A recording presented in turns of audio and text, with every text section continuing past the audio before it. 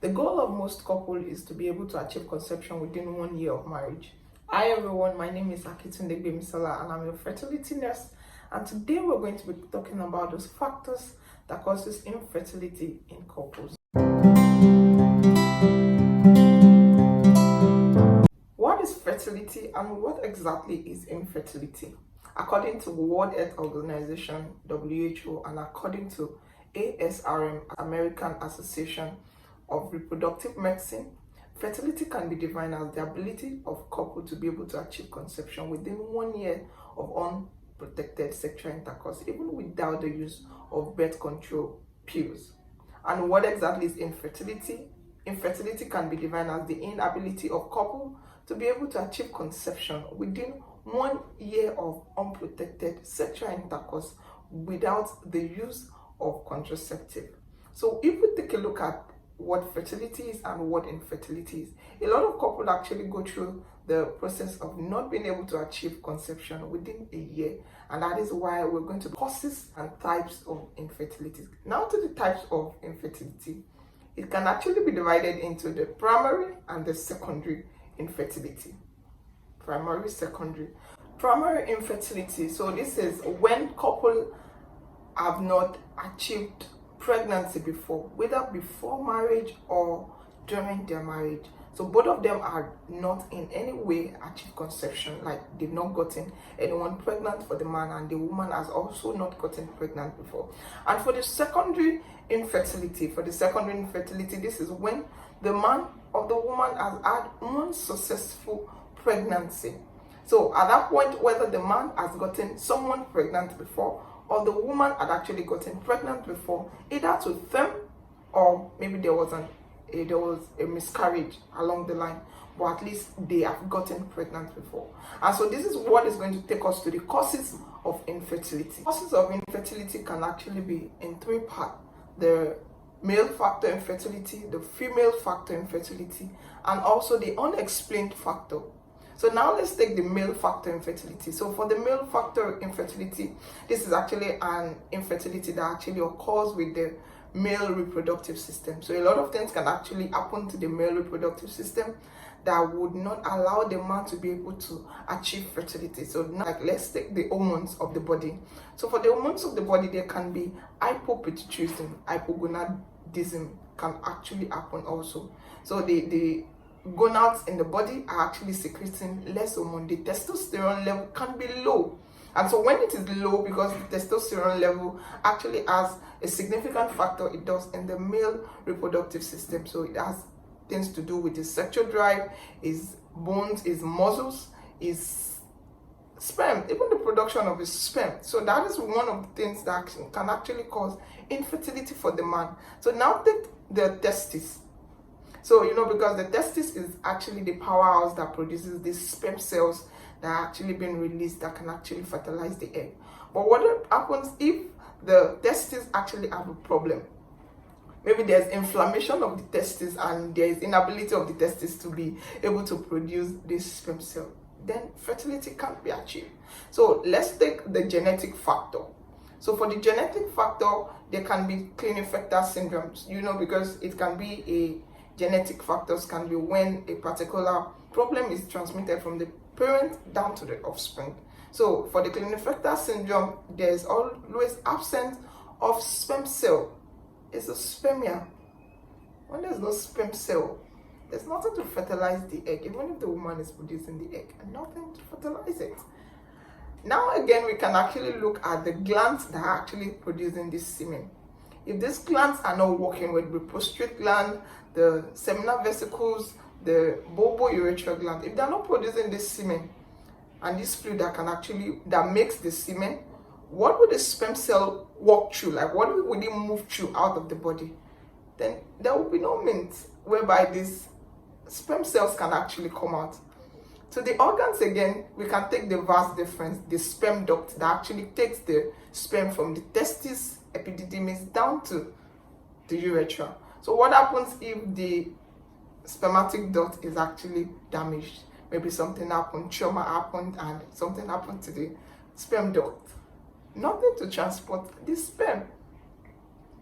Age on its own have a lot of factors to do with male reproduction. Older age actually have a very significant factor to do with the sperm of this man. What about the lifestyle that this man engaging? Maybe it takes a lot of alcohol, is dependent on alcohol. So, and one of the factors that affect a man's sperm, those alcohol actually have its own chemical substance that stops the production of sperm, that actually mar the production of the sperm. Smoking is another thing. Then obesity has a lot to do with the production of sperm, overweight or underweight. Yes. What about infection? Gonorrhea, chlamydia, all these infections actually have its way of damaging the production of sperm, the transportation of sperm. And if all this happen in the man's body, there won't be any means whereby this man can actually give birth, because when the sperm cells are not being produced, when it is not being transported, maybe the infection has actually damaged spermatic cord. What means would the sperm come out of the body to be able to go into the woman and fertilize the egg? So for the male factor in fertility, it actually contributes a lot of factors. Let's take the shape also. The shape of the sperm that is being produced can actually be abnormal. So if there's abnormal shape of the sperm cell that is being produced, maybe the head is 2 instead of 1 is bent, maybe there's no flagellum in the sperm cell. If you wish to actually know more about this abnormalities in sperm, just drop it in the comment section. If this video has actually added some values to you, I just want you to kindly like, share and subscribe. So now again, let's move to the female factor in fertility. So in the female factor in fertility, we know the woman's reproductive organ is actually a complex organ, very complex system. And so because of that, we're going to be taking the uterus. So for a woman, the uterus is actually the seat where the baby implants. That is also called the womb. That is where the baby implants. So what happens if there's endometriosis? Yes. What about if there's fibroid? So because being not sexually active or being sexually active does not actually say that there would not be fibroid in the uterus. Someone who is not sexually active also grows the fibroid. There's fibroid in their uterus. Yes. And also polyp can actually occur within the uterus.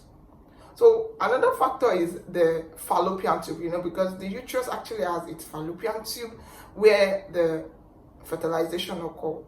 If there is adhesions in the fallopian tube, there will not be means whereby this fertilized egg can move, or even fertilization to even occur in the first place. There can be blockage in that place. The cilia that is supposed to propel this egg, the fertilized eggs to move, might actually not be moving well, might all be stiff, nothing to propel the egg. Another thing is the fimbriae. The fimbriae is the finger-like structure that is attached to the fallopian tube that moves the egg from the ovary down to the fallopian tube. If there's absence of fimbriae, nothing to pick the egg into the fallopian tube, this can actually cause infertility. Then let's take the ovary on its own. The ovary is actually very important because this is where the eggs are being produced in the body. It is the ovary. So there can be an ovulation whereby the eggs are being produced, but there is no ovulation. It is not being released. It can actually happen. There can be ovarian insufficiency. Yes. There can be low ovarian reserve whereby the number of eggs that the woman has is actually less, because a woman, when we are born with all the total number of eggs that we're supposed to have all through our lives. Over 1 million numbers of immature eggs at birth, and when it is at puberty, we have just around 200,000 to 300,000 left in both ovaries. So at every month we ovulate during our puberty till we go older, and every month these eggs are being recruited just so one gets to the maturity stage, and that one that gets there, if it is not being released, then nothing would actually be fertilized that would actually give birth to the baby that is being delivered. So then another thing that can happen is with the cervix. The cervix can actually have its own abnormality whereby the the mucus that is being produced in the cervix, instead of being thin, is really thick. And because it is thick, it won't allow the sperm to be able to penetrate. So it's actually going to be standing as a barrier for the sperm to be able to move into the uterus down to the fallopian tube, where fertilization can actually occur. For the woman, age can actually cause a lot of things, because when a woman is growing older, the number of eggs or follicles left in the woman is actually reduced. The quality and the quantity is being reduced at that point. And so that is one of the reasons why age is one of the major factors that can actually affect both the male and the female fertility. Yes, the egg actually has a lot of things to do with it. And now to the unexplained factor. So for the unexplained factor, this is when both the man and the woman have done all the tests possible. They've done everything and they discover that they are both fine. All the organs are good, everything is in shape, but still they are not achieving conception. At that point, they begin to ask, why? What is happening? What can be the problem? So now to the question that was being asked, that being sexually active, does it actually affect a lady or a guy? So if you're not sexually active, it does not really matter whether you're sexually active or you're not sexually active. A lot of factors can actually come to play that would not allow fertility to actually take place. And that is why it is very important for you, when you discover that you're in 1 year, when you're 1 year of marriage and it looks as if you're still not being able to achieve conception, that is why it's good for you to actually seek help, speak about it, let the people know, let a medical professional know, go to the hospital, get tested, let your husband get tested, let them do the sperm test. Yes, sperm test. You want to know? Yes, the sperm test. Okay, so let them know about it, so they can actually get you to what exactly you should do, what can be done, how can you go about it, so that you can actually achieve conception. The earlier the better, because why wait again? Why wait? There is no point waiting at all. Thank you for staying with us for today.